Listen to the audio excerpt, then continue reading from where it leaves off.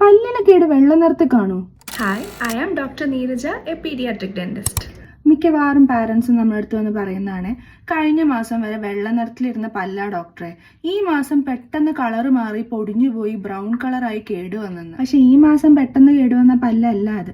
മിക്ക പാരൻസും ഈ പല്ല് കേടുവരുന്നതിന് മുന്നേ ഉള്ള ഏർലി സിംറ്റംസ് ശ്രദ്ധിക്കാതെ പോകുന്നതുകൊണ്ടാണ് അവർക്കിത് പെട്ടെന്ന് കേടുവന്ന പല്ല എന്ന് തോന്നുന്നത്. ഒരുപാട് പേരുടെ ധാരണ പല്ലിലെ കേടുകളെല്ലാം ബ്ലാക്ക് അല്ലെങ്കിൽ ബ്രൗൺ കളറിലാണ് കാണുക എന്നുള്ളതാണ്.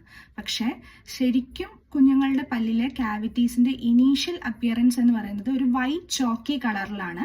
അത് യൂഷ്വലി കുഞ്ഞുങ്ങളുടെ ഗം ലൈൻസിലോ അല്ലെങ്കിൽ പല്ലിന്റെ മാർജിൻസിലോ ആണ് ആദ്യമായിട്ട് കാണാറ്. ഒരിക്കലും ഒരു കുഞ്ഞിന്റെയും പല്ലിലെ കേടുകൾ പെട്ടെന്ന് ഒരു ദിവസം ഒരു ബിഗ് ഹോളായിട്ട് അപ്പിയർ ചെയ്യുന്ന ഒന്നല്ല. ഡെന്റൽ കേരീസ് എന്ന് പറയുന്നത് ഒരു ഡിസീസാണ്.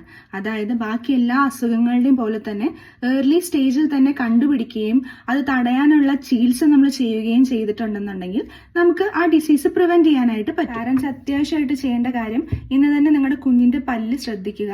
അതിൽ നമ്മൾ നേരത്തെ പറഞ്ഞ പോലെയുള്ള വൈറ്റ് ചോക്കി ലീഷൻസ് അല്ലെങ്കിൽ വൈറ്റ് സ്പോട്ട്സ് പ്രസന്റ് ആണെന്നുണ്ടെങ്കിൽ അടുത്തുള്ള നിങ്ങളുടെ പീഡിയാട്രിക് ഡെന്റിസ്റ്റിനെ തന്നെ കാണിക്കുക.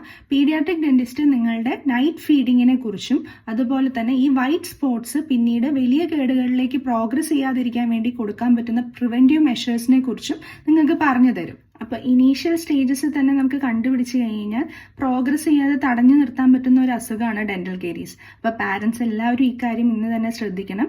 നിങ്ങളുടെ കുഞ്ഞിന്റെ പല്ല് സേഫ് ആക്കിയും ഹെൽത്തി ആക്കിയും വെക്കേണ്ടത് നിങ്ങളുടെയും കൂടെ റെസ്പോൺസിബിലിറ്റിയാണ്.